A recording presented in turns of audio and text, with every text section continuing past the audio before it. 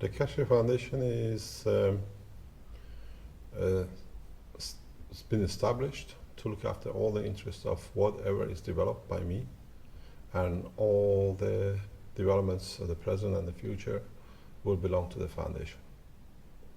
And the Keshe Foundation is based in Holland, and it's been set up in the past 5 years for mainly to protect the intellectual right and the financial rights of all the inventions and the patents and any literature which is written about the development of the space technology by Keshe Foundation or by me as a person, and whatever will be developed in the future within the Keshe Foundation.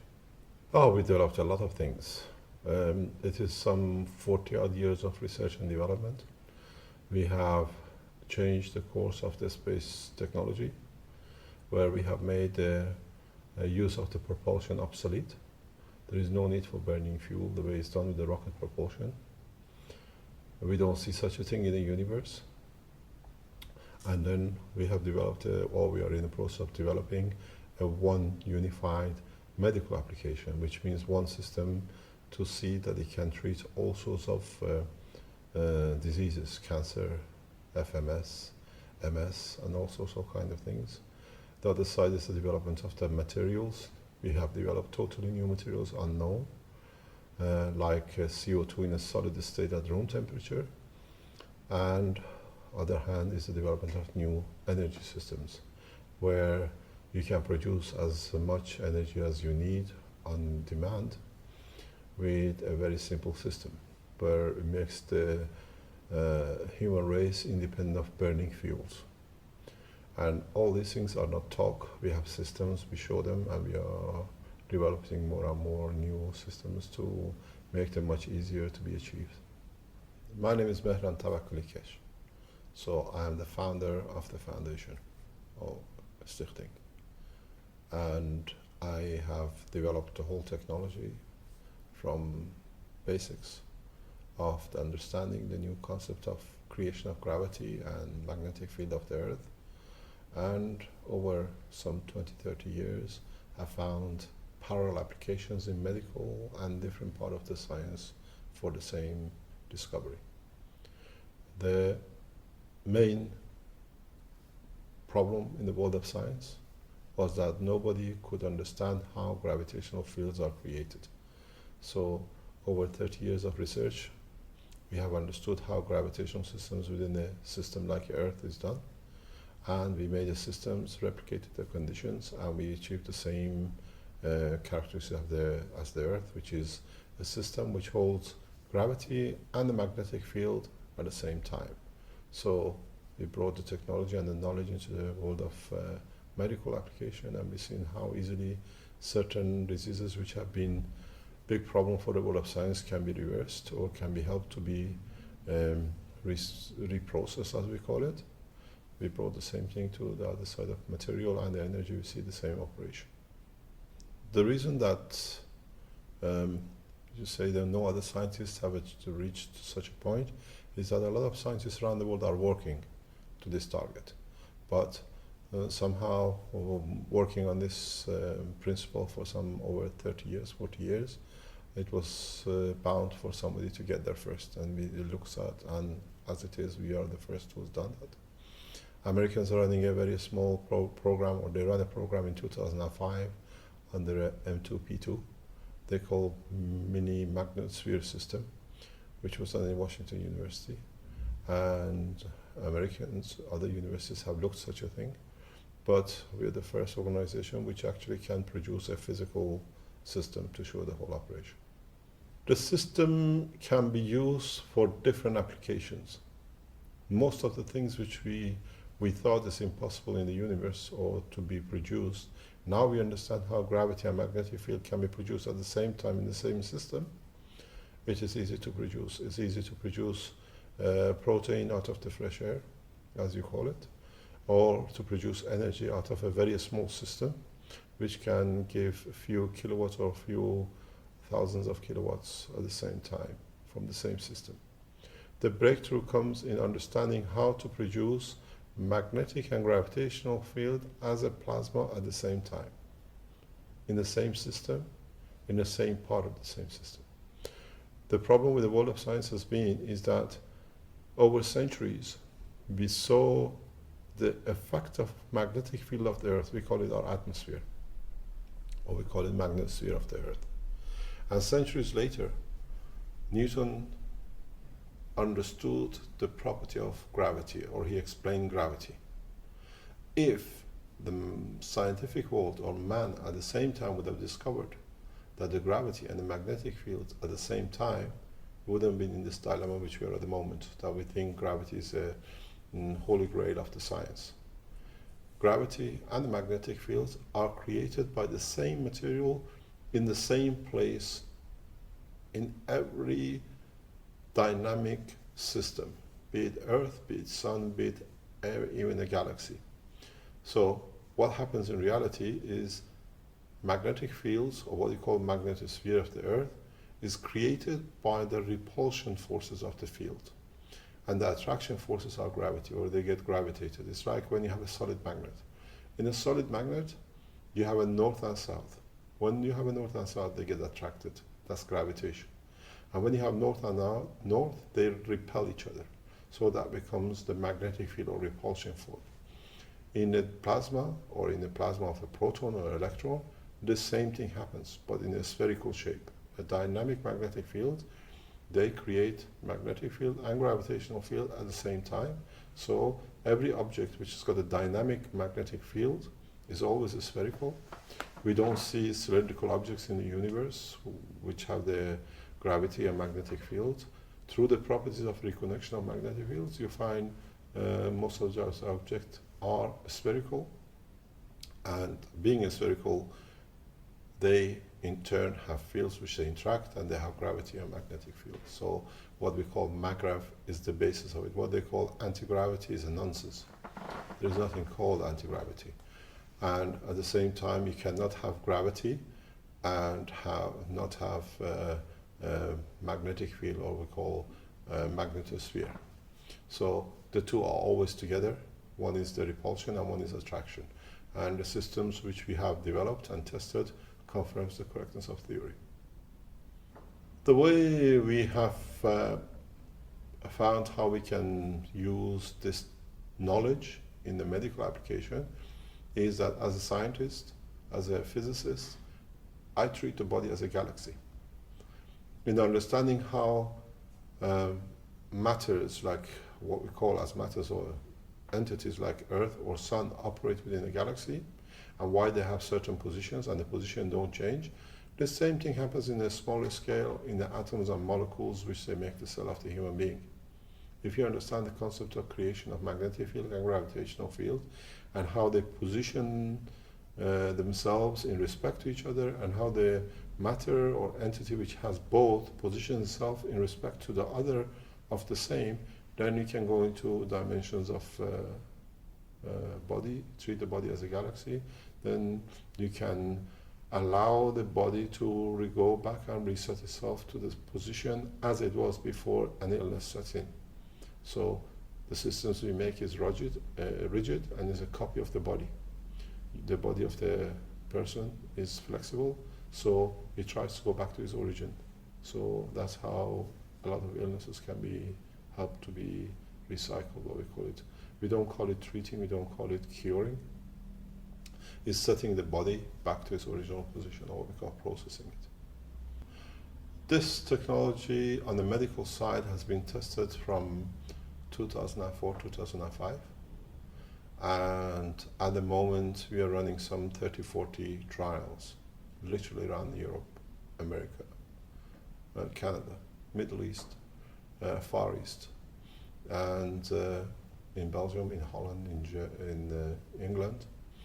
And we are learning that, and we are getting to the point that we can make one system to be able to be programmed to reset anybody, any physical body, from any illness. And the signs are that we are very correct, and the process is still going on. I am born in a house where radiation was part of the bed and breakfast. It was part of the food of the family. My father was part of the Philips International in medical X-rays. So I was introduced to the world of radiation at a very young age, seeing operation of the X-ray machines and everything else. And then I went to England to study as a nuclear engineer. Graduate from Queen Mary College as a nuclear engineer, specialized in reactor system control and technology. I could not see any future for what I wanted to do within the industry, so I worked independently, financing the technology, and at the same time researching it. And since 2002, more or less full time I spent on development of the technology. But it's been a long haul process. We have communications from 14th of June 1985 with NASA, where we proposed this technology. And we have developed the technology over years in stages, but in past 5 or 6 years has gone totally in a very meteoric scale up, that we are literally developing everything and different aspects of the technology on a daily basis.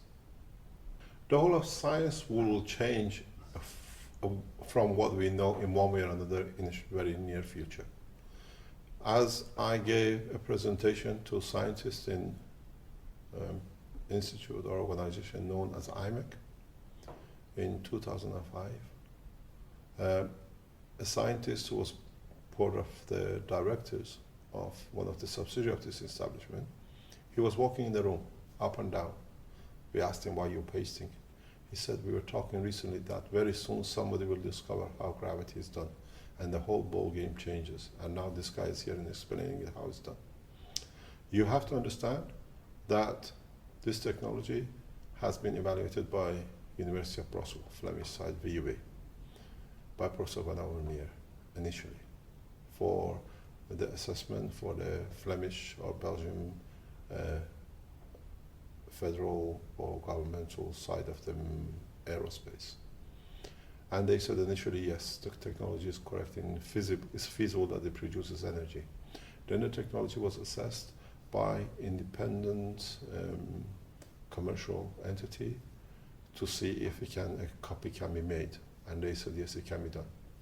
Then we start building prototypes, different prototypes over 4 or 5 years. And then we saw the first flips in Belgium in mid-2006. 2007 it was carried on.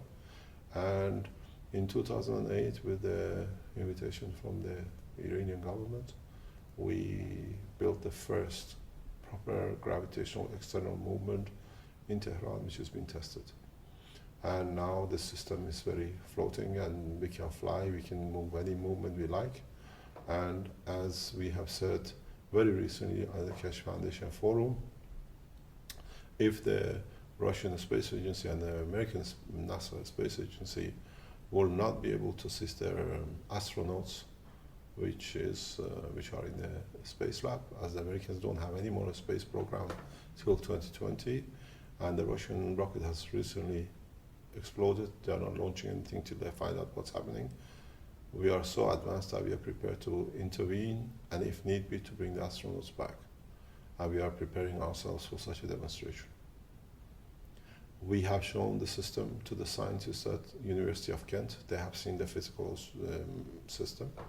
We have shown the videos of the weight reduction and lift to the scientists and officials from the Belgian government and within the Belgian structure. In past 3 years, they know exactly what it stands. The Americans know what it is there, and with the Canadian government, when they arrested me in Canada last year for 11 days, they have downloaded the whole thing. They know it's very true and very correct, because in the package of the documents they downloaded and they copied, there are videos of the lift and weight reduction. They know it's correct, and it's a copy of what was developed in Tehran. And why did they capture you, or like what were they looking for? Nobody knows how.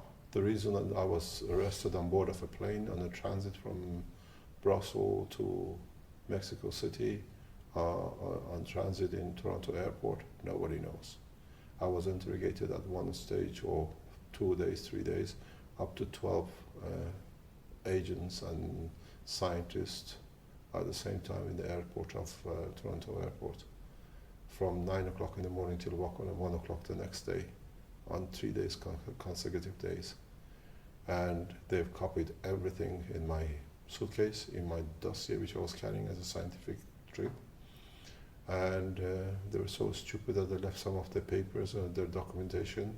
They were in such a hurry to copy in my suitcase. So when I returned, I opened my suitcase because they just put me on a plane back to Belgium. And we put all the documents on the internet. So all the Canadian government document officials copying my things, all the bags, what they had in their hand, keys, what do you call it, internet keys, hard disks, how many hard disks they stole, they copied everything. It's all on the internet. We actually got physical left, all their documents saying, certified that my passport, all my documents are carried as correct.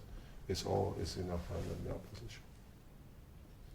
But like, aren't there like a lot of people who have like problems with you, or like the way you're gonna handle things, or it's against their business as well? We don't have problem with nobody. The thing is, as American naval officer, high-ranking officer told me in Seoul, in the Hamilton Hotel in 2008, when they asked me to attend a meeting to see their officials. They said the problem with me is that I don't talk. As a scientist, I'm not a theoretical physicist. What I talk, I make system that shows the reality of what I talk. I'm an engineer, so when I think of something, I can physically make the system and show it. And this is the problem with what I do. When I say we can lift, we understand the gravity and magnetic fields, we build a system to prove the technology. I build everything physically from A to Z. And then we test it and it works. It's the same what we've done with medical applications. In 2008, when there was a girl in coma in a hospital in Belgium, when we said we can bring her out of coma, when she was in Glasgow 3, which is literally a heartbeat, there was no brain activities, the doctors called me a charlatan. Within 7 days, the girl recognized the mother, recognized the father, recognized the family, and by Belgian law, the machine should have been turned off by 6th of May 2009 because the body was dead. The girl is alive. She's been tested by scientists at Liège University with a collaboration from scientists from Cambridge University and scientists from Israel to confirm that she's fully conscious. She recognizes the whole condition, and we have videos of it which has been sent to us by the mother to confirm it was the right decision for us to allow a body, a human being, to live and not to be killed by present knowledge in the world of science. The reason why we got it developed, I pushed ahead with the medical application of the technology, is that we are very much running operation parallel or the same, or any operation a space technology development organization does as we do. NASA does the same. Russian Space Agency does the same. Iranian Space Agency does the same. The Chinese Space Agency does the same. Is that we try to cover all aspects of it. The medical, the food, the energy for space, and lift and motion.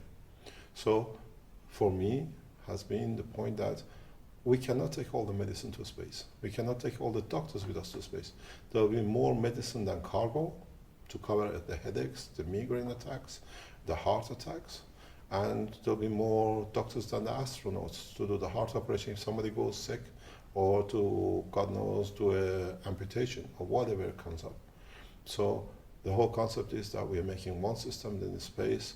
We do not need, even if we come in touch with new diseases and germs, we can't fly all the way back to Earth for somebody done a clinical trials for 10 years to see what the results are. All diseases are energy-based, are magnetic field-based, and they are plasmatic magnetic field-based. So now we're developing one system that in space we don't need to carry any medicine. And that's the whole objects of the production, or getting involved in the material side of the medical application. We are not in competition with pharmaceuticals. Our objectives are space only. So we're developing a technology where in space, one system can handle most and all the diseases known and to be come across in the space for us, because space is full of viruses. So it's the same with the food production. We cannot carry food. At the moment, the Americans are planning 22 miles, 22 months travel.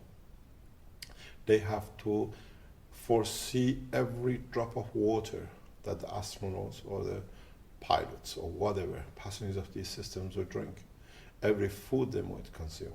Now we have developed a technology that we don't even need to carry to food, because we can use this process of the cycling of CO2 from the human body to give body enough energy and food that they can travel to deeper space without depending on food from base, which is Earth. The same is with the energy. Energy process, at the moment, they talk about solar cells and all sorts of things. In deep space, there is no solar energy and light. So, but the space is full of residual magnetic field of operations of the bodies like the sun and other galaxies. So we developed a technology where we can absorb all these minute energies and collect them and turn them into light or energy for lighting. And we show this with a torch system, which we have shown before. And that's another process, that we being independent from Earth for supply. The same goes with feeding people. People are used to eating solid food, so we had to face in recent past that we have to produce something solid at the digestion system, otherwise it bleeds if you don't feed it. So we use the CO2. We have developed a technology where we can produce CO2 as a solid at room temperature. It's never been known. They said this is crazy, cannot be done. The material has been tested by the scientists at Ghent University.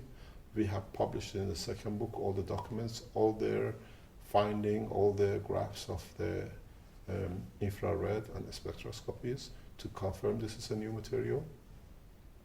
And in reality, if you tell me what is a CO2, how can a gas be solid state at the room temperature, is impossible. We always say a very simple thing. Just pinch your own body, pinch your own skin, pinch your own flesh. What is it made of? Amino acids, nitrogen, hydrogen, carbon, and oxygen. You should be a floating balloon. Why are we solid? Because up to now, we never understood the real fourth state of matter. We are made of gases, so we should be a balloon. And we are not, because we are solid. And how this solid comes to be is that this is what we call the real fourth state of matter. All the matters, solid, gas, and liquids, are externally affected environmental effects on the matter.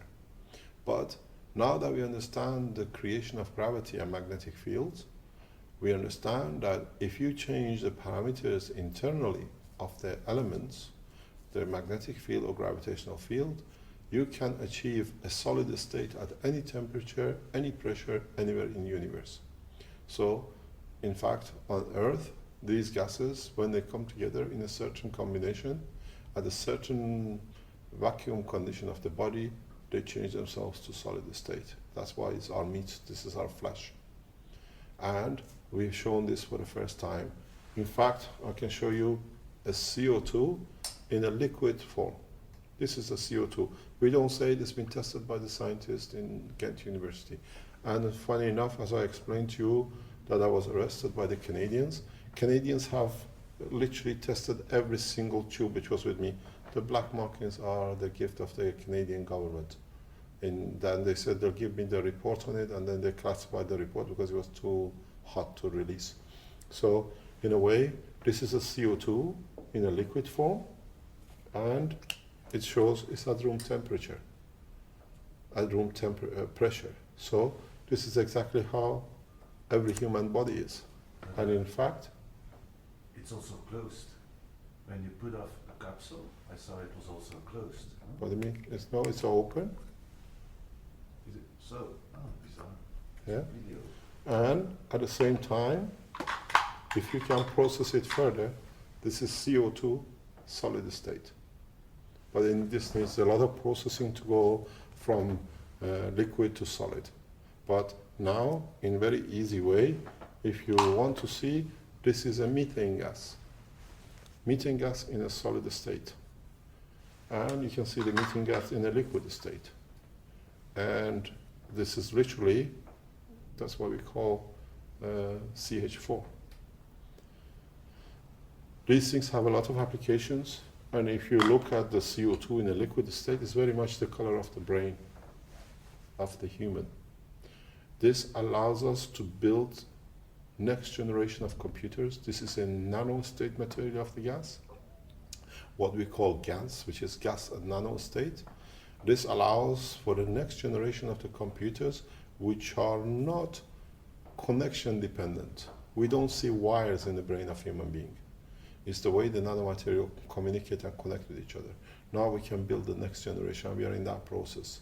Because when we go to space, and with the space technology we developed, when I can go faster than the speed of light, which is very soon it'll be shown it can be done, because Einstein said E is equal to mc squared. And you cannot go faster than the speed of light. You cannot go faster than the speed of light in a matter environment. If you can break into the magnetic fields which are above matter environment, you can go at any speed, hundreds and thousands of times faster than the speed of light. I have explained this in the 2 books I published, and it's been published in past 12 months, 18 months. So in a way, we've broken from the taboo of Einstein that we cannot go faster than the speed of light. Because in fact, when you create magnetic field and gravitational field at the same time, the speed of light becomes irrelevant as your mass is independent. What does this mean? For example, as you create magnetic and gravitational field at the same time, all you need to do, you keep the mass the same of your aircraft, you tune to the magnetic and gravitational field the strength of, let's say, Mars. You don't need any fuel. The gravitation of the Mars will pull you much faster than anything that you can spend with rocket fuel or a propulsion to get there. Americans are planning 7-month trip to get there. With the gravitational system which we developed, we're talking 24 hours, 48 hours return trip. Because it's not that it's impossible. If you listen to the broadcast or the publication which has been put out by NASA, they're expecting to go to moon in 2015, which is another 40 years from now, within 4 hours. And that's accepting propulsion plasma. We are doing the same thing, but we use the propulsion magnetic field positioning, what we call gravitational positioning, and it's very simple. We don't burn any fuel. The time of burning fuel is finished. There is no time to burn fuel. In the universe, we don't see Earth, which has been going around for some billions of years and is going for 100 billions of years. Every now and then a fuel tanker comes and fuels the Earth. This doesn't happen. Earth creates magnetic fields and gravitational fields at the same time, and that, the two together, finds its position in respect to the sun, so it keeps its distance. And the same combination, it gives Earth the speeds of its rotation and its position while it's traveling. If you ask a lot of people at the moment, what's the fastest you ever traveled, they tell you maybe a jumbo jet, 900, 1,000 kilometers an hour. Unless you've been astronaut, you've done a 40,000 kilometers an hour. But if you look at the reality, all of us and all our ancestors, from the time the Earth has been created, we all been traveling faster than Concorde and anything else at 1,600 kilometers an hour. That's why we have the 24 hours. The Earth rotates on its axis 1,600 kilometers an hour plus. It hasn't changed. We don't see any wings on the side of the Earth, and we don't see any rockets and propulsion that it turns it, because we got enough satellites. We looked at it. But at the same time, the same planet rotates at 100,000 kilometers an hour around the sun. Again, we don't see any rocket propulsion. Why? How it works? In the universe, everything works on the positioning of magnetic fields. And then they say the solar system itself is traveling within its galaxy at 1 million kilometers an hour, or the whole universe is working at 1 million plus kilometers an hour. So in reality, the time and the space of the speed is totally dependent on how and what strength magnetic field in respect to the position you are or you want to be, you create and generate. So the theory of E is called mc squared is totally out of the window. It's not out of the window, but in fact it's only applicable to Earth magnetic fields. The other breakthrough with this technology has been, which is very interesting, is that if you ask any theoretical nuclear physicist, what is an electron? Ask any physicist, what is an electron? What is inside an electron? They cannot answer you. They say, we don't know. But we know it rotates and flies around its center, the proton, at a high speed. When you look at the atom and the equipment which are available at the moment, you see a fizzy light. That's how we know what electron is. But if you ask what is inside the electron, they say we don't know. It's very simple. For the first time, we have explained electron is a plasma. And it's got exactly the same content as a proton which is in the center. If you think it's a bit funny, it's not acceptable, it's very simple. We say in the nuclear physics, in nuclear industry, when a neutron divides, it makes an atom, which is actually a proton and its electron. And ask yourself very simple. If you have a bottle of water and you put 3/4 of it in one glass and you put another quarter of it in another glass, what is in the smaller portion? Exactly what was in the main ingredient. It's the same water. So electron is a plasma, but in a smaller quantity than its proton. So for the first time we can explain that electron is a plasma. And we use this property in our space technology. When we want to lift heavy masses, we use the plasma of the electron. We know how to strip it, we know how to open it. And when we want to lift heavier masses, we use the magnetic field which is within the plasma. But we're going a step further. The step further is that what we call plasma technology. Plasma technology has been made a lot of. But in fact, if you open the plasma itself, you find out matter, which is what is tangible, is at the end of the magnetic field spectrum. There are higher energetic, stronger magnetic field within the center of the plasma of a proton, for example, where as it unwinds and it slows down in its strength, it becomes matter. So, in fact, we have opened the plasma of electron. We go to its center, to its creator of all, where all the energy is released from. We call it the principal matter because that is where everything starts from. It's the principal energy source and principal magnetic field source. The scientific world would like to call it antimatter. And there are very funny things that's been said. They said if the matter and antimatter hit each other, there'll be nothing left, some magnetic fields. But in reality, it's like saying if Earth hits the sun, there'll be nothing left of the sun because Earth is a very small piece in the whole of solar system and the sun is the center. So in reality, what they say, matter and antimatter is nonsense because in fact, we call it the principal matter as this very strong magnetic field center unwinds like literally like a clock of springs. If you remember when you were young, you play with it, you wind it. As it opens up and releases in its magnetic field, over billions of years, this entity exists in the universe. So as it becomes weaker, it becomes matter at this lower end of a strength. At the highest strength, because it's so high, we don't see it, but we know of its existence because it guarantees the existence of the proton and the electron or the atom for billions of years. So what we do, we open the plasma and we go to the source, and when we're finished using its magnetic fields, we don't burn it, we put it back together again. So when we go to the center of the plasma, we open the plasma, we use this magnetic field, and we use it for positioning. Then we get where we want, or we achieve what we want. Then we then put it back together. We don't burn it. In fact, it's very simple to understand. If you will remember from your child time in the school, they always told you two magnets. If you put two magnets, I try to show it to you here if it can be seen. If you put north and north or south and south facing each other, the other magnet moves away. It's a very small movement, but moves away. You can do it at home. And if you put north and south together, they're attracted.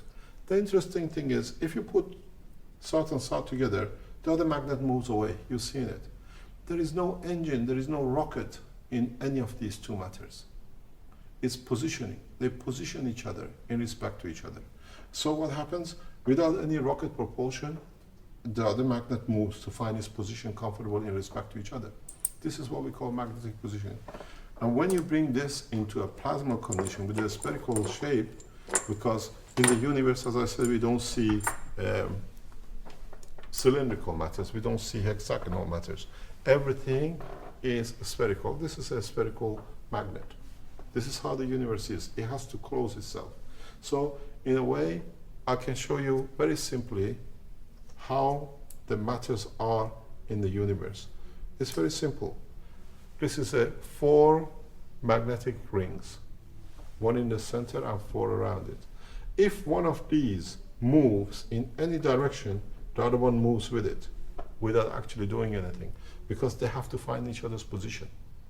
They have to find where they are comfortable to be in respect to each other. When one moves, the other matter has to position itself to it. This happens exactly if you bring this knowledge back into medical application, which we talked earlier. You can say the center, it could be nitrogen, and the other 3 are oxygen, hydrogen, and carbon. And in fact, if any of their position changes, that's how you change, and you could be great or become ill in one respect or another. So we brought the knowledge back into it. We understand the structure of it. As we said, we understood how we could absorb carbon as a gas of a matter. And we understood very simply that how to use this knowledge, for example, to repair the neural system from diseases like MS. In the world of medicine, they say when the myelin gets damaged or is gone or is eroded, the patient gets MS. But in fact, we have proven that MS only happens when the carbon within the amino acid changes its characteristics from a conductor to a resistor. So what was an insulation, it becomes a conductor. And this is actually one of the properties of carbon. Carbon is used in everyday life in the motors and generators as one of the best conductors, as a brush. At the same time, diamond, which is again carbon in a different structure, lattice structure, is one of the best resistors known to man. So it's very simple. As a nuclear physicist, developing technology, understanding the gravitational positioning, understanding how CO2 can be made, or matter can be made in a solid state, in gases in the universe. So we tried it, we brought the knowledge, we instructed it through systems we built, and we find people with MS who lost their feelings after 5 years. They start feeling their body again, they can feel their toes again, they can start moving and walking again, and this is part of the same progress. So in reality, even as it was discussed, vitamins are some sort of magnetic fields. All the minerals are some sort of magnetic fields which they can hold on to, so they become what they are, and our bodies has got used to use certain amount of it or certain of them for certain operations within the body.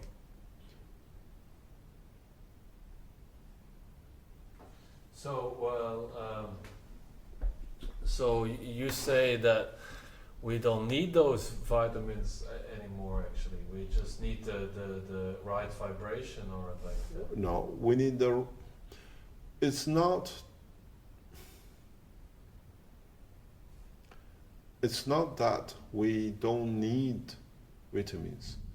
The point is that we are learning, and we are in a very fast way, we are learning that we can replicate them as a plasma without actually them being as a solid matter for us to eat. It's the same thing as we've done very recently, that we understanding the position, gravitational positioning, magnetic field positioning, and being able to replicate it. Now we can make magnet out of anything. You can have a magnet, wood magnet that attracts only wood, you can make magnetici only materials attracts plastic, and we've done the plastic magnetic or magnetizing, as you call it, in past 2 years. It's very easy because now you create the right combination of what plastic is made. You create the right exact copy of the magnetic field and gravitational field of the molecules of the plastic, and that's it. They get attracted to each other or they get repelled. So it is very easy now to do, as we offered the same to the Japanese with the Japanese nuclear disaster. We understand how this thing is done. We offered our technology to them. We offered it the following Sunday after the disaster, that Keshe Foundation is prepared to give the system to them for retracting the radioactive material which is coming out of it back to the center of the reactor to be held there without polluting the environment. And powers above had to give permission for such technology to be tested. So all of us are getting irradiated in huge quantities. Even months after it, they have now made no difference in it, but still the same radiation damage is coming out of the center, and we can use the systems to do it. If you ask why do you need such a thing, is that in space is full of zones full of radiation. And if we enter these radiations, we have two options. As the same as supplying food and medicine, we have to protect our aircrafts or crafts from these radiation zones. Or at certain points, we need to absorb certain radiations for production or for any other purposes. So we have developed now the technology that we can protect ourselves in deep space in high radiation zones. At the same time, we can use what we need in trips for what we need at a time of point of demand to absorb from the environment. It has a lot of applications. One of the applications of this is poisoning. Now, if you have, let's say, rivers poisoned, you can create the gravitational field of the poison, and all you need, you can extract it from the water. So these are what is this technology to offer and what is got to come. And this is one of the reasons that we have announced from April of 2012, we are setting up what we call the Keshe International Space Institute. We have approached the heads of Leuven University for accommodation. If they can provide that, we can collaborate with the university to set up this institute. We will accept 100 scientists from around the world to be trained and taught what we know, that they can take it back to their own nations. So the process of teaching and learning and passing the knowledge on has already started. We shared our knowledge of space technology with Iran in 2008, and in 16th of March of 2011, they announced they have a spaceship program, first nation ever, because they have the knowledge, full knowledge has been transferred, and the same will happen in the institute, which hopefully the Belgian government officials will allow it to take place, and will teach the same thing. The reason they call it the first nation which has got a spaceship program, because it does not use propulsion anymore. Propulsion technology is finished. What the Americans use for sending a space, man to space, or the Russians, by burning fuel, is what was brought in by the scientists from Germany, from the Second World War, to save their own lives. In reality, if you use the magnetic field and gravitational positioning, you don't need to burn anything, as I explained before. So the time of propulsion is over. The Americans know it. I've given lectures at Johns Hopkins University in 2010 to their scientists, and it's very simple. They are seeing it, they understand what the changes is to come about. In the reality with using gravitational magnetic field is that the funny things we see at the moment with the Americans or the Russians, that they train astronauts for years before they go up. They put them in a funny suit. They put them up and they're all floating in a, what you call, weightlessness. This is all a game. In reality, if you look, a system like Earth, which creates its own magnetic field and gravitational field, it creates a specific condition that it keeps at 1G. So we can walk and live a normal life without floating. The same thing happened with us. We created in a synthetic way when we go on the jumbo jets, or we travel with the jetliners. We don't go and get trained 6 months before how to get on a plane to go from one continent to another, because in the jet plane, they create a pressure condition that it grips to near 1G, that will near enough. But if you understand the structure of magnetic and gravitational fields, how they're created, you can create zones and you decide how depth the zone will be, 10 meters, 100 meters, 1,000 meters, that 1G stays exactly like Earth. You keep 1G. So with our systems, even we are offered tickets to sell to Moon for 2016, we say if you want to test the weightlessness, you have to pay extra because it costs money to create that condition. In our systems, you're always stay at 1G.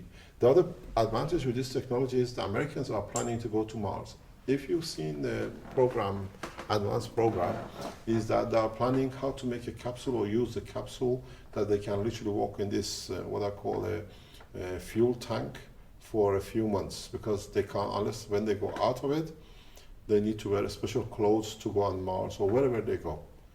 They are conditioned to what I call the prison, a capsule. Exactly what's happening in the space lab at the moment.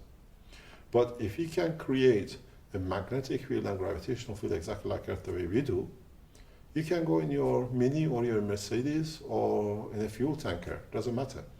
When you get to your destination, you increase your magnetic field 10 meter, 100 meter, exactly still at 1G.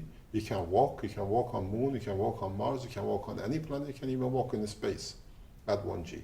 Because the magnetic field and gravitational field allows you to create that zone. When you finish, you reduce your field, you go to the next place. It's like a holiday camp. You can open tents anywhere you like. This is the future of this technology. We don't talk, these are not fairy tales because we have systems now.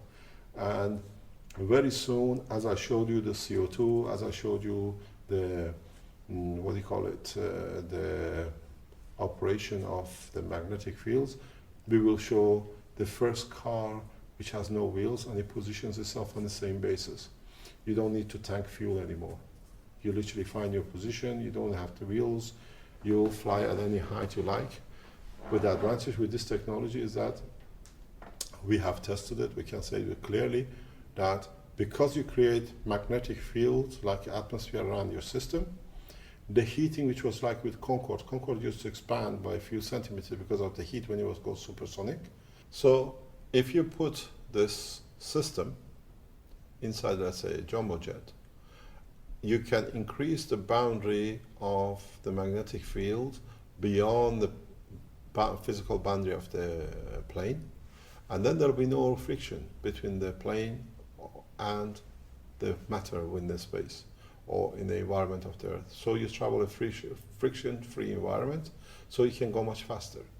But if, for example, you put this system inside the same plane, as the dynamic magnetic field of the system are operating, your system becomes invisible to the present knowledge radar technology, which means as the magnetic fields of the radio waves approach this system, as it's a plasma, a dynamic plasma, it literally absorbs it in and chucks it up and literally becomes part of its structure. So the wave from the radar never goes back. So while you see the object flying, the radar says there is no object existing because it doesn't get the feedback or the return wave.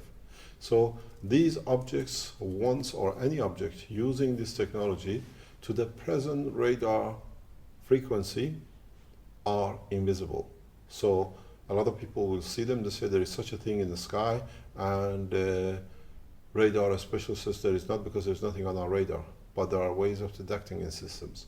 So, but at the same time, because these systems created dynamic spherical magnetic fields, these magnetic fields interact with the magnetic field and gravitational fields of the Earth. So the consequence of two fields interacting is creation of light.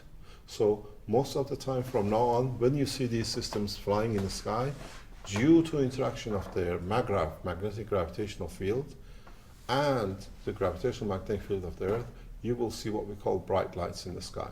So in the future, the way we see jetliners track in the sky, we know the plane has been there before. We see what we call the vapor lines. In the future, we only see light at the point where the object is, because when the object moves, the light goes, there is no leftovers in a way. So in reality, very soon, the way we got used to seeing jetliners in space or in the space above us, very soon we get used to seeing lights, bright lights crossing over. That's exactly what we'll see what's happening. But this brings us to another dimension of the use of this technology. And that is using these gravitational magnetic fields. At the moment, the speeds of Mach 1, Mach 2, Mach 3, which is used for missile technology and weapon technology, it becomes a child play. We have done a test and we can confidently say that using this technology, Mach 30 plus, Mach 40 plus, about 40 to 45 is the maximum within the Earth atmosphere. Why? Because if you go too faster and you cannot control, you usually zoom out of the atmosphere. So to be able to develop the control system within the Earth atmosphere, you can go about 30, 35, Mach 35. In a way, this makes the present nuclear missile technology obsolete. Anyway, as we say, you send one with a missile of 2,000-3,000, a system which goes 35, what we say, return to the center. It is very easy. So in a way, one of the applications of this technology will be bringing peace, that no nation can use weapon technology against the other. But on the other hand, if you have it and you want to use it faster, everybody is in the same position now.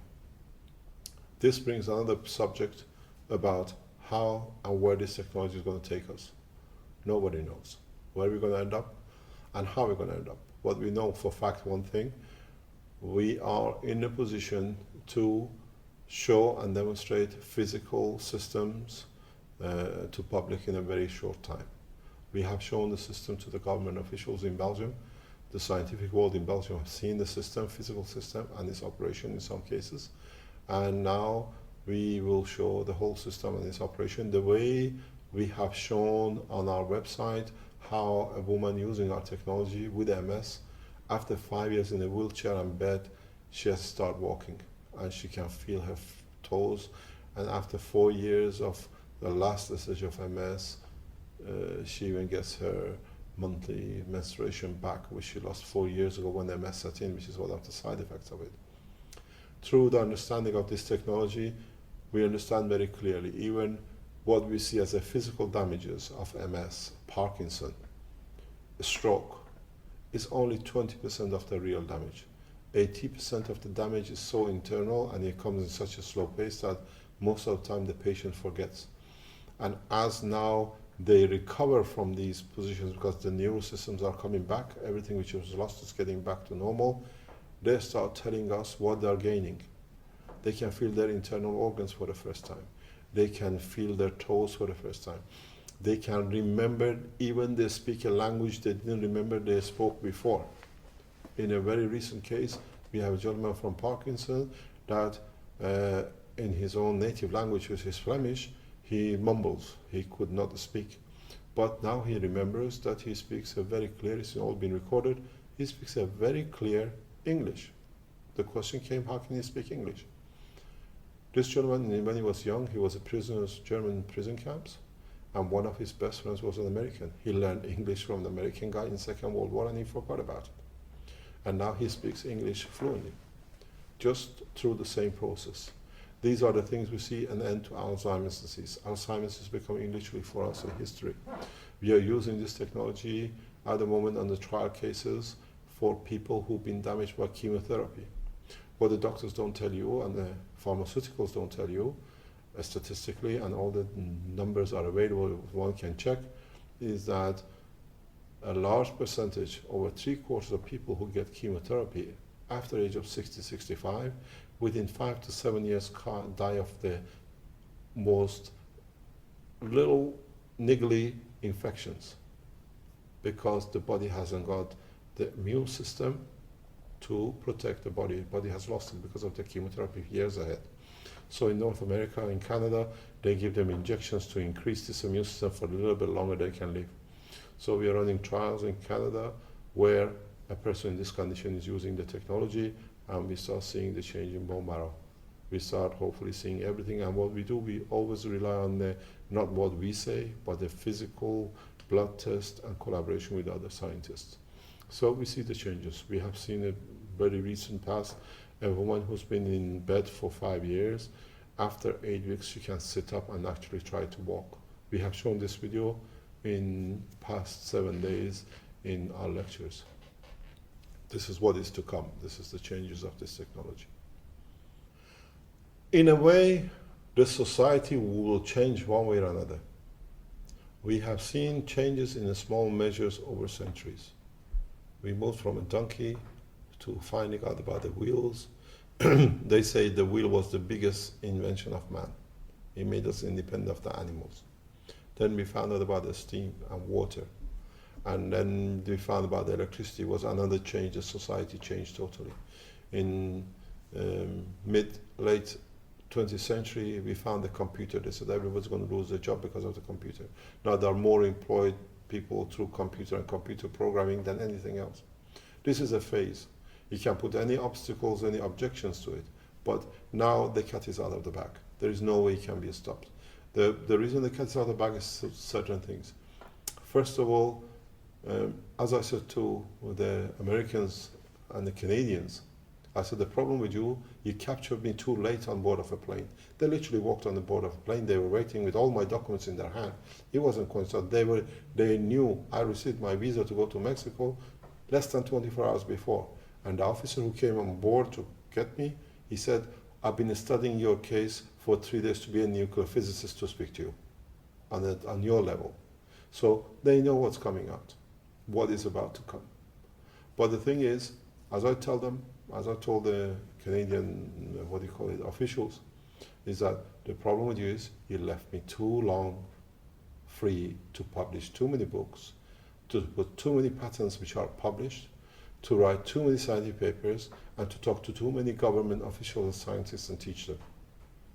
So the time of trying and stopping the change is too late. We have treated too many people in Europe that they've seen the alternatives. We have given so many lectures. On average, I lecture to about 200 to 300 people, maybe sometimes more, every couple of weeks. So the knowledge is passed on, and Keshe Foundation is growing within the people, amongst the people in Western Europe. People who've seen the effects of the technology through their own brothers, to their own themselves being treated. Most of the people who work with Keshe Foundation are the people who've been sick themselves, and they've seen, we have a gentleman who's been not be able to work for 15 years, and within 3 days from start using the technology, the guy cannot stop working. He's working 7 days a week. And this is the same. A man or a woman who could not do something, now she can do a 7 days work.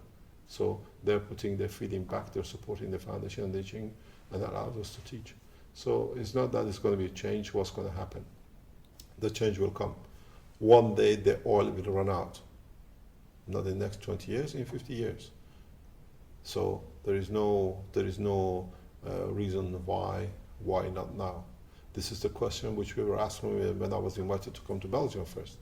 Anybody who we talk to say, why Belgium? Why do Belgians put themselves so down that why not Belgium? And as we said in a very recent talk, the launch of the first what we call gravitational field by Keshe Foundation will be done from Belgium. You can go to New York from Brussels within 2 to 5 minutes. And most of this 5 minutes is actually landing and getting up. And the same, you can go from Brussels to Tokyo within less than 10 minutes. So the time and the space and the nationalism is totally finished. So it doesn't matter where we develop this technology, where it comes out, which part of it comes out from which country is totally irrelevant, because now we all as a human race are going to be benefited by it. We're all going to have not a free energy, but energy as we need, to the amount we need. No more abuses of environment, to burn so much fuel to damage the environment, and so much exploring the land and doing all sorts of use of the fertilizers to destroy that. For the next generation we are running into problem with even with the air we breathe. So this is what's going to happen. This is what a lot of people say what we've been waiting for, but now that it's here, they can't believe it is here. So it's just a mindset. And the way it's coming out, the way we are selling books throughout the world, through our internet system, we see that everybody, we are even selling our energy system is bought in Hong Kong and in China. And this is very interesting. So we sell it as much to South America as to European countries and everywhere else. They are putting deposit to receive the energy system.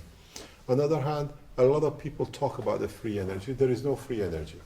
The only thing is that, as I explained at the beginning, we go to the source of the atom, the plasma, and we go to the source of the plasma, which is what we call principal matter or principal magnetic fields, which is this magnetic field is there for 10, 15 billion years. So what we do, we go to the center, we use it for 5 or 10,000 years. That's why instead of for the atom to unwind itself over billions of years, we allow it to unwind in 10,000 years. So that extra energy is what we receive. Nothing is free. We just learn how to speed it up and use what we like. So what they call, we're going to have a free energy, there is no free. We're still using magnetic fields of the matter. But if you go into principal matter and what a lot of people now talk about, the dark matter and dark energy, this is very interesting. We call it the transition energy, we call it the transition matter. And why transition? Because all it is from a point of the strong magnetic field to get to the point of where we become tangible, it needs a transition time, it needs a time to arrive. So magnetic field in motion, this is what I call energy. So that motion from the strong field of the source to where we are, it cannot go on its own. It needs time, it needs a space of where it's going through, and that we call the transition. Why is transition? Is because it's a transit. And they call this dark energy because they couldn't understand it. Now we understand what it is, we can explain it, and in the book I've explained what's the difference between a light and an atom, or a proton or electron. So it's very easy to understand the whole concept because we go back to the origin of the creation and we can explain and control everything from the top to where it becomes matter, which is important to us as a human. And this, what is matter to us, not necessarily is matter to the other creatures which are in the universe. So we are part of a chain of events. Yeah, but in a way, this is the most beautiful invention ever for mankind. Is this a beautiful invention for mankind? Depends how mankind uses it. It's very much, it's a sword which cuts both ways. As I explained to you, I can use a magnetic field to travel to deeper space in minutes, or I can use the same magnetic field to commit the most horrendous crime, which is dilute your body within the field. As I said to the national security officers of Belgium some time ago, with the present guns, because in the talk they're carrying revolvers when we were talking, I said to them, at the present, when you shoot somebody with a revolver or a gun, there is a body. You can relate to who shot who. With this technology, when you release the magnetic field of the principle hitting a matter, is what I said to you about the earth hitting the sun, there'll be nothing left of you to know who was there. How are we going to use this? Into what advantage and to whose advantage? And who can control who? Or, as the knowledge has been well published and released within the public, if you have an internet, you can educate yourself, but if you understand it, you can build the systems, is that nobody can abuse nobody anymore. And no nation can run another nation for raw material. Because with this technology, I've done it before, you can make as much as any raw material as you like. Because everything is within the hand of the system and capability of the system to do. Very recently, we had a discussion, we're still discussing, with people in Saudi Arabia. If they listen to this interview, they know who they are. In Saudi Arabia, there is a huge problem with drinking water. So they have what they call desalination units, which is they clean this water from the sea, they take the salt away. And in places like Jeddah or in the inner cities within a country, they go for a deep water. Deep water is getting to a point of they're going in deeper, and it's happening in Texas as well. In Texas, they've taken their water bed is going lower because they use all the water they could get to, and they're going lower and lower. Understand exactly how the energy is produced in this system. This is what I said, using the principal matter to matter level. We can create a lot of free, or what they call available energy. If you've done your work in a school, in a chemistry lab, when you boil water, when it cools down, it becomes water, liquid. And that's what it is, evaporation. You evaporate it, you distill it. That's how they make alcohol.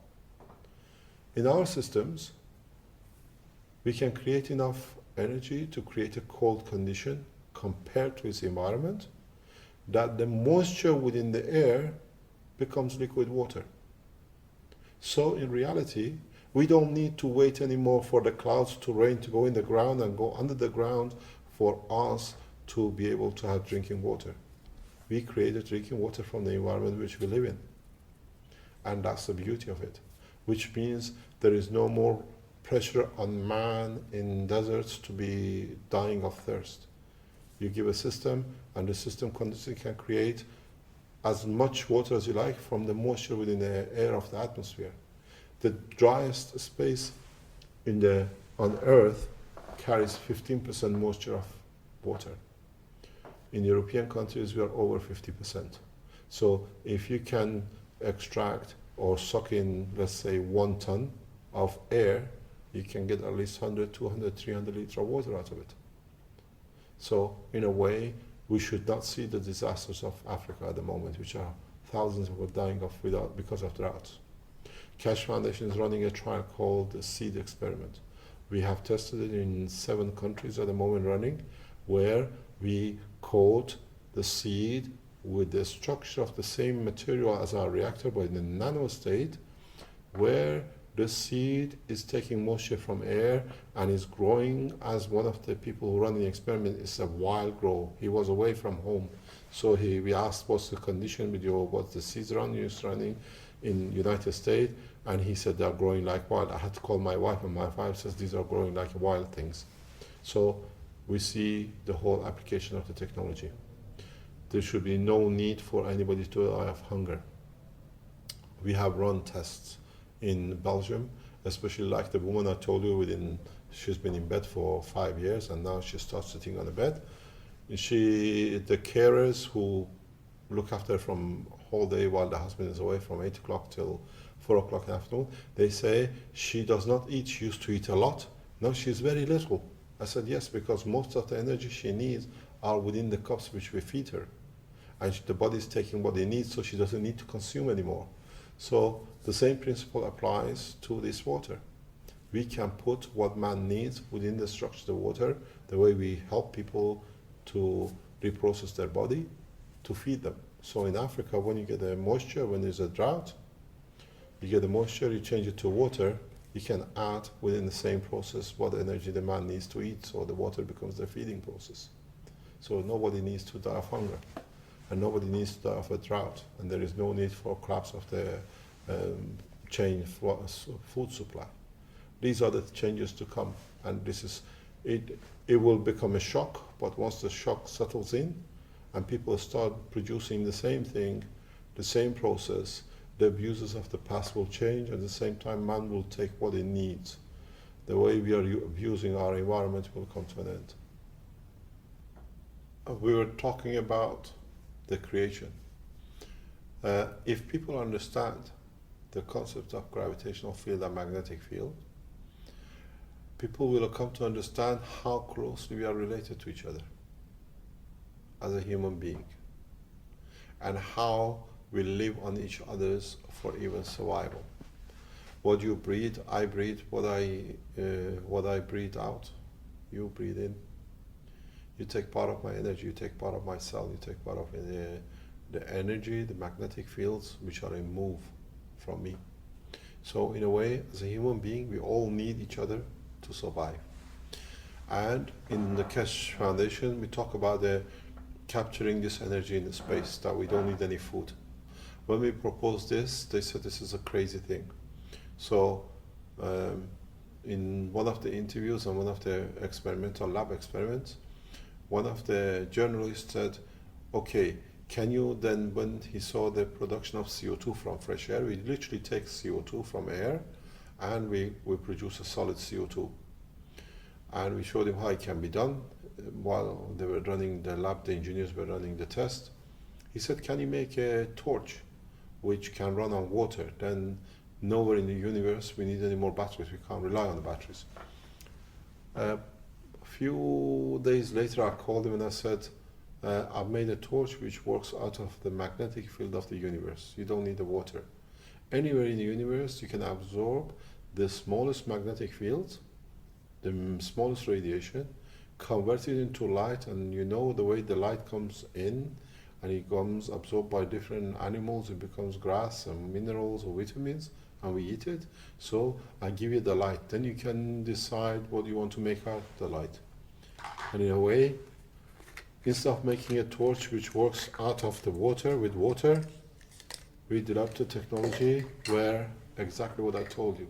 In deep space, we need to absorb the smallest amount of energy in fragments, store it here in a capacitor, and in a very simple way. This could be, in a way, this light, ray of light, is part of the energy between us which is sitting in this room. So the advancement is very much on the line of understanding how creation is and where we come to end up as a creation.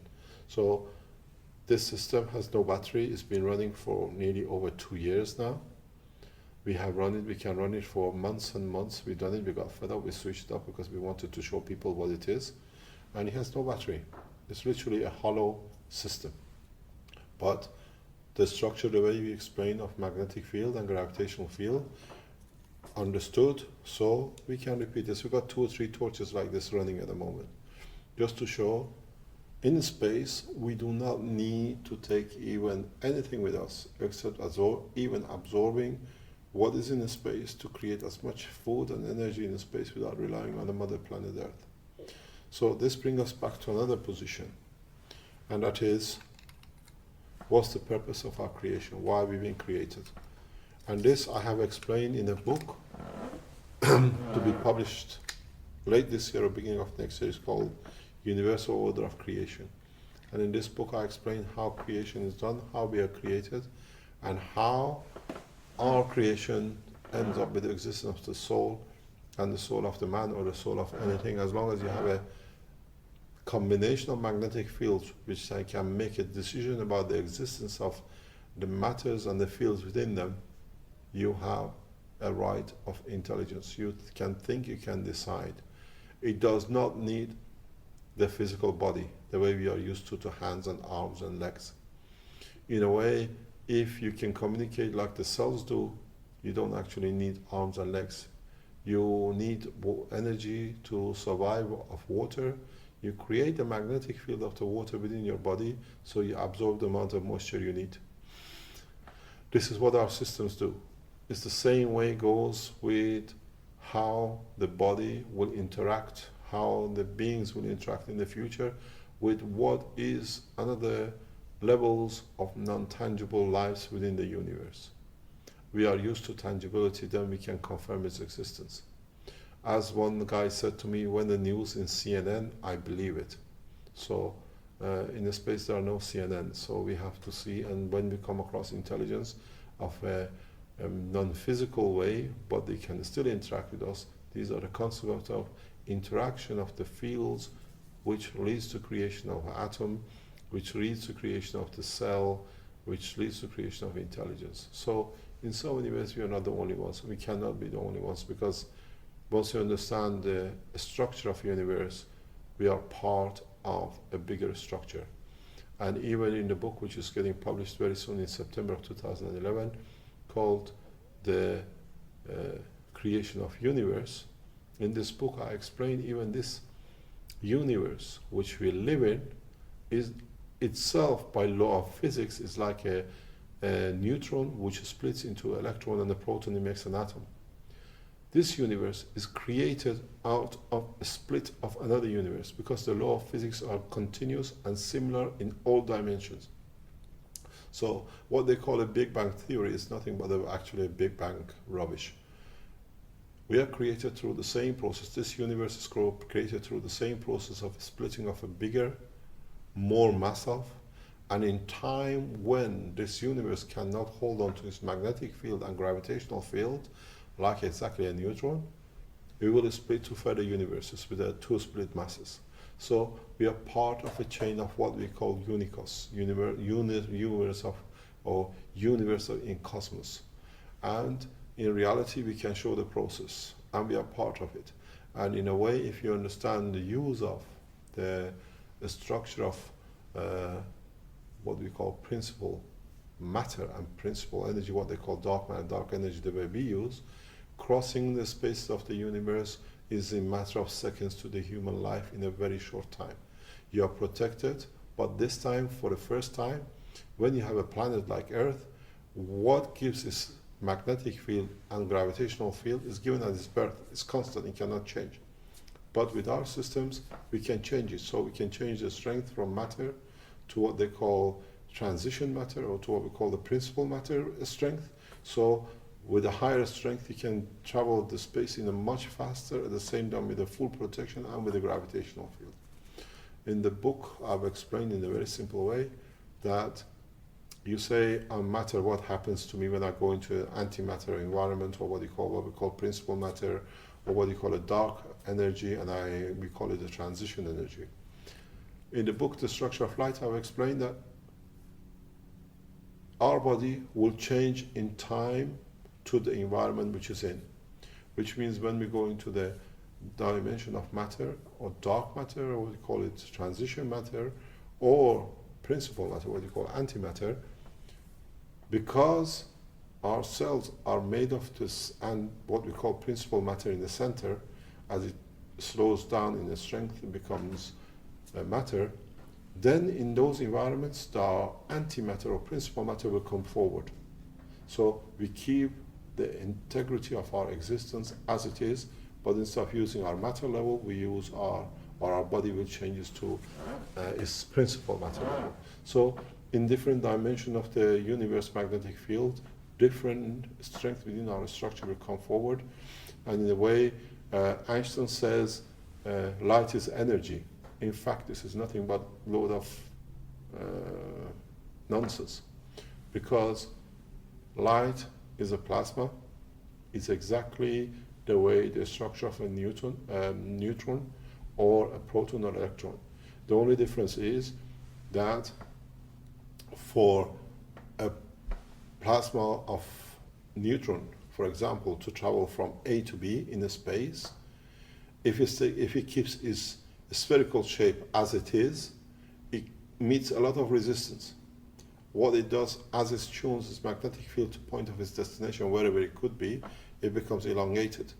So, in fact, light is a plasma, but in an elongated shape, which in every environment which it goes through, it changes its cover, its jacket, according to its environment. When it's in a strong principal environment, this principal field comes out because it loses less energy. There is less friction when you are the same. So the principle of what they say, light, yes, there is a light in the dimension of the transition matter, there is a light in the principal matter, but in that field the strength and the light is due to the friction of the two plasma of the light against this environment. So there's a lot of answers in the world of physics we can now scientifically explain, because we understand the creation of principal matter and dark matter, and at the same time we can understand the creation of the soul and what's the problem, or what is the purpose of creation and how we have a soul. The soul is very simple. I've explained in the book, which is to be published, the creation of universe, that the soul is like a ray of light we see from a star in the sky. Probably the star has died and been destroyed, has been absorbed as part of other pieces in the universe millions and millions of years ago. but its light still is in trouble to distribute, to participate in the structure of the universe to its balance. So the soul of the man does not need the body of the man to exist. So it's very simple to understand how and where we go with our souls and the structure of our souls. No, I'm not God. It's just how we understand the process of creation. That is the difference. We understand and we go to the basics of the creation at any point in the universe.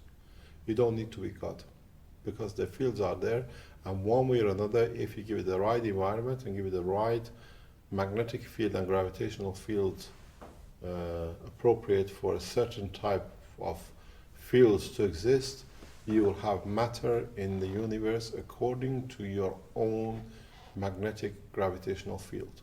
Why do we see light at this frequency? It's not because the light appears at this frequency. It appears because our amino acid magnetic gravitational field allows us to see the light at this frequency. So if we had, for example, in the of nitrogen, let's say potassium in our chain of blood, in our molecule amino acid, we would see a different light in different strength and different spectrum of the magnetic field. So it's condition based. So once you understand this, you don't need to, because you are part, you understand the whole process of the creation. To people look, this is strange because we've been brought up over centuries the way mysticism started. It's very simple. It's exactly like why when we say we can travel with much faster speed than the speed of present aircrafts or propulsion, people look at us with a strange way. A very simple way. It's a mindset. Our ancestors came out of the sea or whatever. The only thing they could see was the birds. They were going faster. They thought that if they could fly like a bird, they can go faster with less time. So for centuries, we worked to make a bird. The people made a wing, they jumped, they did everything. Till we managed to put a motor on it. So in fact, our planes are a replication of birds flying, but with motors on them. Now we put a jets on them. And then it came to the propulsion. The propulsion system is nothing new. Americans tried to glorify it. 700 years ago, 800 years ago, Chinese made the first rockets out of their firework. All they've done, they made a bigger tank. If we didn't have the Chinese, and if we didn't have the birds to look, and we are a human being, we got the intelligence, we see things moving, we want to understand what do we see moves. We see the moon moves, we see the sun moves, we see other things in the universe move. And if we understand their structure, how they move in the universe, then you come to the same conclusion as I have. All you need, you have to make yourself the bird, make a copy of the earth. That's what we've done. And that's why our system looks strange. So we had copied the way earth works in our system, because we have full data of what the inner structure of the earth is. And that's why it looks, we do a strange thing. So if we didn't have the birds and we didn't have the Chinese, and we have the amount of intelligence we have, we would have come to the same conclusion as I have centuries and thousands of years ago. A lot of things goes as I explained. Man did not discover gravity and magnetic field at the same time. If we would have discovered the two together, and we understand it's the simplicity of the same, as I said, magnet, north and south, we call gravity. Gravity is gravitation, getting pulled. And north and south pulls. The same thing, so north and north repulse.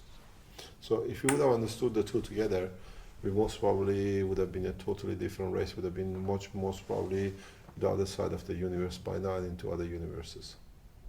But we need the time, and the thing is, even this time is not time for man to understand this technology, because the man still kills for his own ego. When the man learns he can live at peace, then the time will come when the man is time to mature enough to go to the next step. And this is what I said in one of my books, it's one of the books it's written, is that in time, if man goes with this attitude of war and killing into space, and comes across the other creatures which have much more advanced knowledge of the creation, they will not allow it to be carried on with this technology, with this killing and destruction. They'll be taught a lesson that they'll never forget, and they will forget about what they've been brought up to kill, to survive. And what do you feel the near future will bring us? Within the next 10 to 15 years, we'll cross the solar system. Within the next 3 to 5 years, most probably. We brought our technology so advanced. Crossing galaxies within the next 10 years will be a very high possibility, because now once you open the Pandora box, everything else has been seen very easy to be done. And then the universe is the same dimension. It's very interesting when you say what I see of the future. There is a very stupid concept in astronomy. They say Venus is the only planet in solar system which goes clockwise. Huh? And this comes from ignorance of the man, the ways they used to think that Earth is the center of the universe.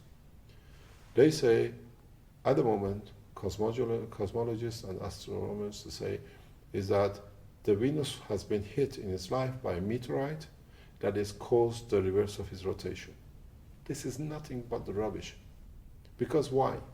We understand the concept of the rotation and magnetic field and gravitational field. We developed a system to prove the concept. And it's very easy.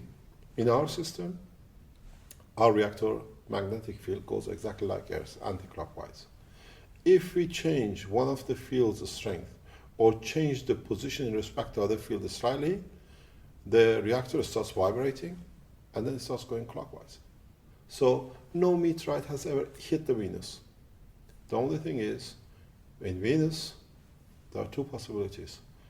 In its inner core, the magnetic fields are positioned slightly different, or one of them is moving much faster than the other one, and that's why it's going the other way. The other possibility is, as is in the book which I explained about the creation of solar systems, all the planets are moving in sequence. It means as the big giant planets we see as gas planets at the end, they become closer to the sun because the gravitational field of the sun is pulling them in. As you come to a certain position, then our rotation will change in respect because the sun has got a much stronger gravitational field and a higher rotation.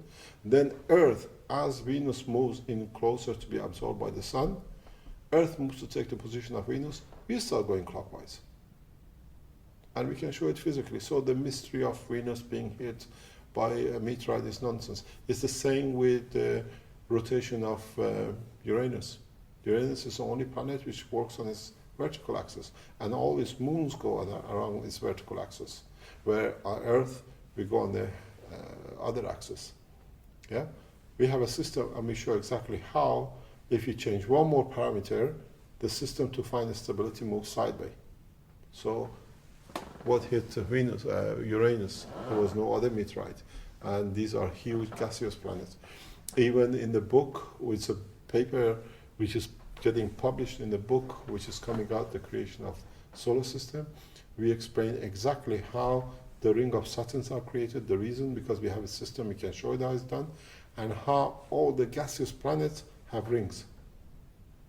Because it's part of characteristics of their creation, that's they have the rings. And part of this has already been explained in the second book, which is the structure of the light. So, in so many ways, as our knowledge about the reality of positioning and magnetic field interaction in the universe increases, then a lot of things which our forefathers made up to convince themselves, as they said, the magnetic field of the Earth is because of the solid core in the middle and the convection theory that the electrons are freed and then they interact with the rotation of the center solid core and it creates the magnetic field of the Earth. It's been proven to be totally rubbish, because now we know the solid core is not solid core, there is got another core inside it, and now we have two magnetic fields, and we understand how gravity is, and our system is a copy of it. If you read my books, I explain this fully in it. So these are because at that time in the 19th, 20th century, they understood the concept of dynamo. So they thought the Earth is like a dynamo. But in fact, in nuclear plasma physics, as a nuclear physicist, we know plasma, which is itself magnetic fields in motion, creates its own current. And the current is the rate of movement of magnetic fields, how much they move. So that leads to creation of magnetic field itself. So in a way, magnetic fields, their motion creates its own magnetic field, which feeds the universe. So you don't need that much material. The concept that the center of this earth is a solid matter is totally meaningless, because it's plasma, a certain amount of plasma, and its motion creates a second magnetic field inside. The solid core and what we knew it created on the other side is still a plasma. The two fields interact and goes back again to what we said. The two sides which interact, they create the gravity, and the two sides which are similar, they repel, they create the magnetic field of the earth. So in a way, once you understand this, crossing galaxies and universes will be a matter of next 10, 15, 20 years and no more. The reason to explore, and if we have everything, is that we are human race. We always wanted to know what's next door. When they found America, we all went there to see how America is. And that's why we started from one position in the universe, on Earth, and we moved further and further and further to find a better lands next door. It's part of our nature to expand and find out what the universe carries. But on the other hand, as I always say in all my talks, what we have discovered and what we are developing is a knowledge like a house with 1,000 steps to get to the top. With everything which we've done in past 30, 40 years, with everything which we were developing so rapidly in past 5 years, we haven't even gotten to step 1 yet. We're getting ready to get up to before even we walk yet, let alone putting in the first step on the first step of the ladder of 1,000 steps. So there is a lot more. It's just that putting the foundation the right way, the correct way, and the way that brings peace to man. With this technology, there can't be any more war, because I have as much knowledge as you have, and at the same time, I can dissolve you that you become nothing. And I always said in my letter to United Nations and US House of Justice, I've said very clearly,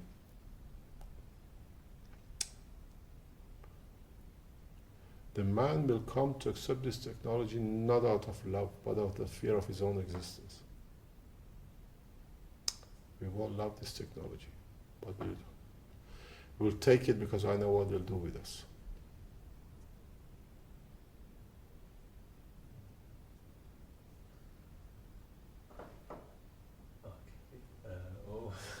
What was my question again?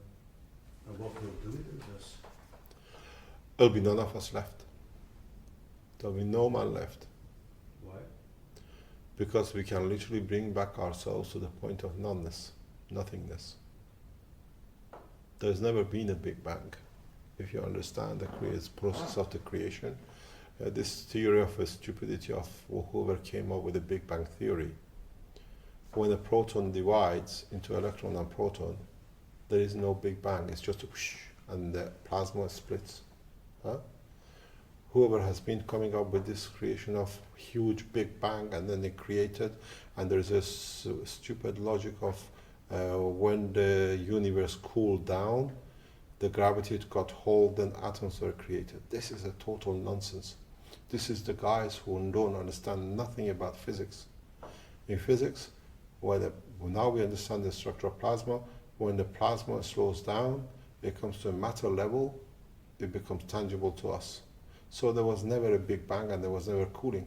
And the universe is, they say the universe expanding.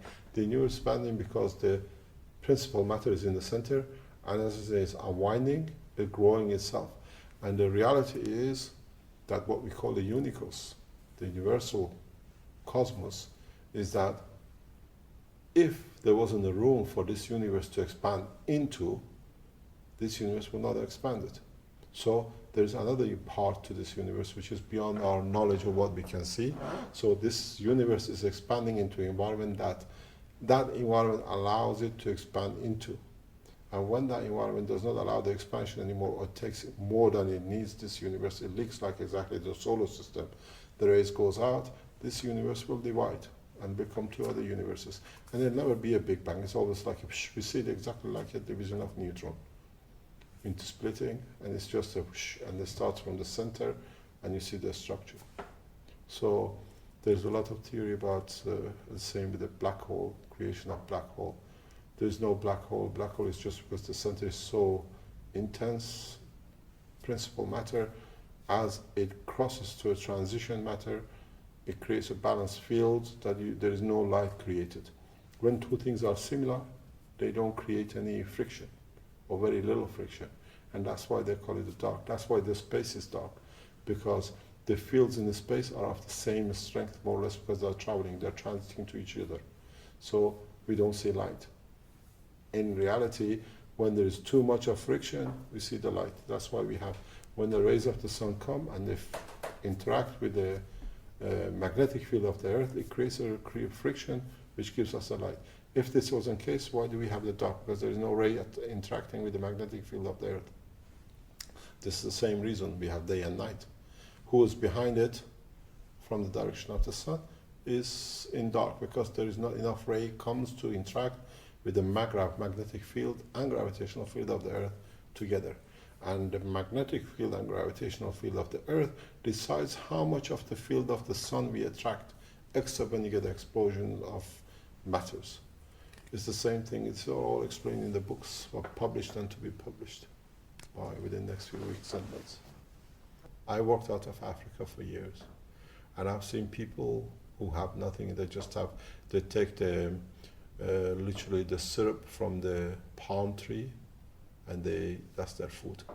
They share it with others, and they're happy people. They're always dancing and singing.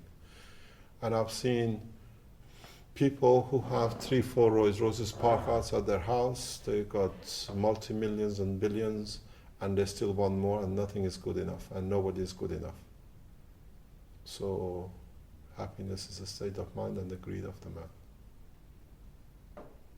More and more people are becoming conscious of they can't take whatever they like. They have to put something back in the society.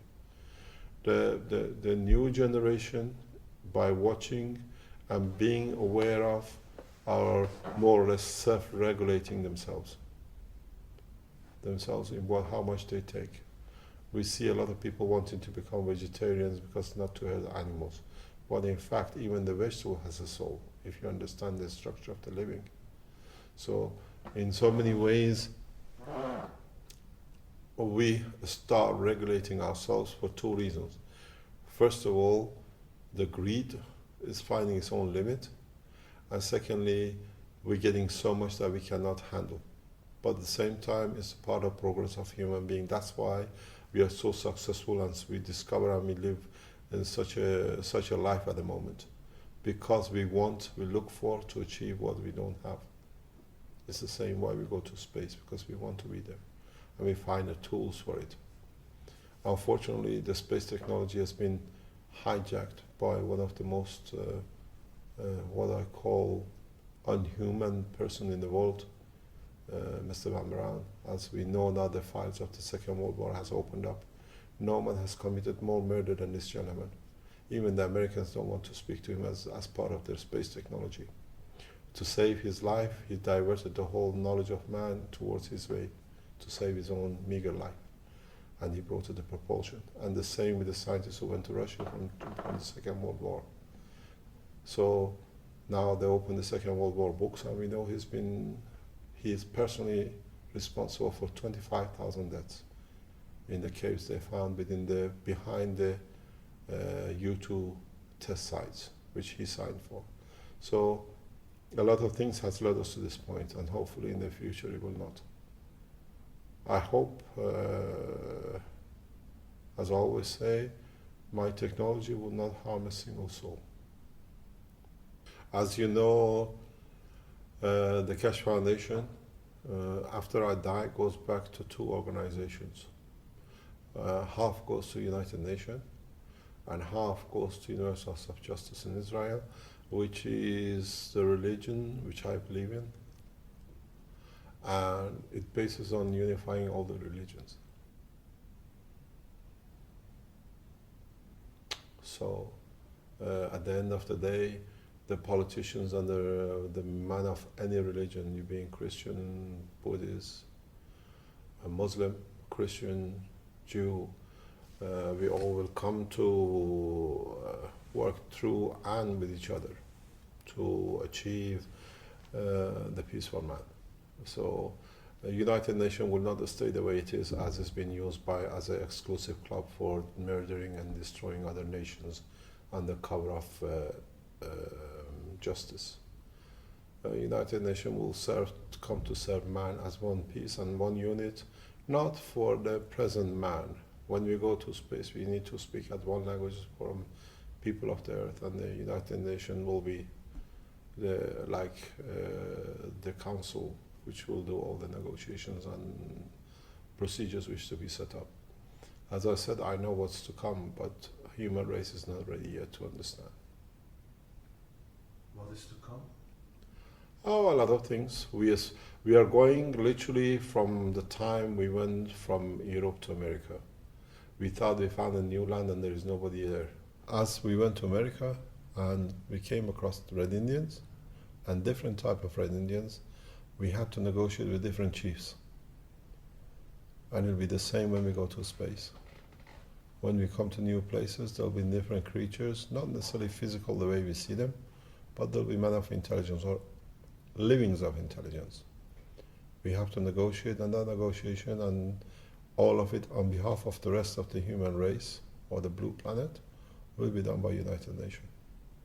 This Mickey Mouse game of abuse of power for certain people to please their own pocket will finish very soon, because everybody will have as much as everybody else, and everybody can do what everybody else can do. So equality will come very much faster than other people think. Because I can build the same house as anybody else, and I can have whatever luxuries in it the same as anybody else.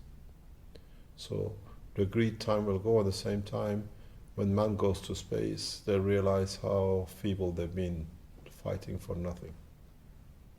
Because there's much more in the universe for man to enjoy than a brick and mortar which they put together and call it their own.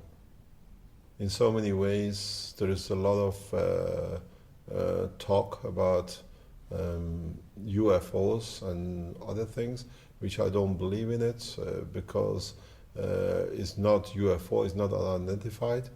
With the technology which I've developed and the way we've seen we operate when we turn our systems on, we see the glowing of the system, exactly like what we call a bright light. So whoever we call UFOs, they are not UFOs, they are people who came to understand the structure of working of a universe and use the same system as now we use. Their system has a gravitational and a magnetic field, and the interaction system with our atmosphere creates a light. Once you go out of this atmosphere, the interaction is much weaker, you don't see it, you work in the same level. So we ourselves soon become a UFO to somebody else, because the knowledge is here, and in the next 10 years we are the aliens of the other planets. As they are exploring to find out about the rest of the universe. We will explore these within the next 5 to 10 years. So I've seen some structures in the pictures people show. You can explain the systems could be real, because if you use a magnetic gravitational system and you understand the way you need systems to move in different directions, you will understand why the structures are and the way they are. As I said, in our first trials in Tehran, thanks to the government of Iran, we achieved a vertical lift. Vertical lift is very easy, because once you create a magnetic field and gravitational field against the Earth, it just pushes you up, or you move slightly in one direction. But it took further research and development to actually find the technology to be able to move in every direction.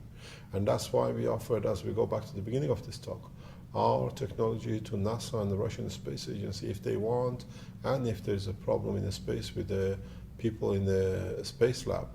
We are prepared, and we are getting ourselves ready for November if, anytime, they cannot feed or reach supply to them. We are prepared to take that action. And I'm sure the Iranian government is in the same position. And if need be that we have to return them, we are getting ourselves prepared. The technology is not a technology, the systems are there. We have to bring our development within the next few months very quickly into operation. And every effort is being made to get to that point. Even today, the preliminary stages have been put into action. People talk about this is a fairy tale. To them might be, to us it's a reality. We already working on the machines that doesn't need wheels and moves on its own, because we understand the directional motion, how to move back, forward and sideways. We don't need propulsion. Initially we thought we create a lift, and then we use the energy of the system to literally use like a propulsion to blow ourselves the direction we want to go. But now, understanding the concept of motion in any direction, we don't need that kind of things either. So sooner or later, we become ourselves bright lights in the sky for ourselves on a regular basis. And I regret that I abused the word UFO, meaning unidentified flying objects, by which I mean that the objects that we see could be identified. So it are, for instance, maybe extraterrestrial vehicles. They are like us going from, let's say, Europe into Africa with our modern cars, where they are used to donkeys and camels or elephants. Just because we have a little bit more knowledge and we've got a little bit more advanced, it doesn't mean we are any different than the people in those countries. We're all the same blood and same flesh. And it's the same with the people who, what you might call extra UFOs or whatever they call them. These, if there are such a thing, which are, there is no if about it, it's just that this level of life has reached to where we are now in past 4 or 5 years with this new technology. So we have a lot to learn, and the basis of learning it and using it is to be used on a peaceful way. Man has changed his habits. Once we change the habits, then we find out a lot of things will open up for us. The scene has to be set by the governments. The governments have to change the attitude of what I call raping and what I call destroying other nations to feed their own people. The governments have to learn to share and to be there to support the real way, not to rob the way it's been done for past centuries. And in a way, as I was giving a talk to the scientists from IMEC, the Nano Institute in Belgium years ago, one of the people present, the scientist and the financier, said the problem with you is that you write your books in such a simple language that everybody understands. Your papers has to be in a very complicated scientific way.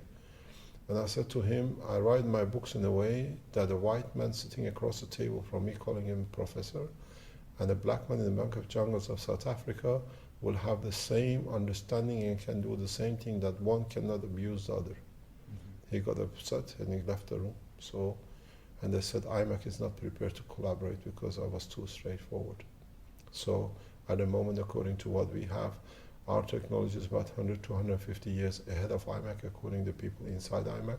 So I think IMEC can close their doors or join us to bring a peaceful processing program. And how happy are you as a person to be able to play that magnificent role and sharing that?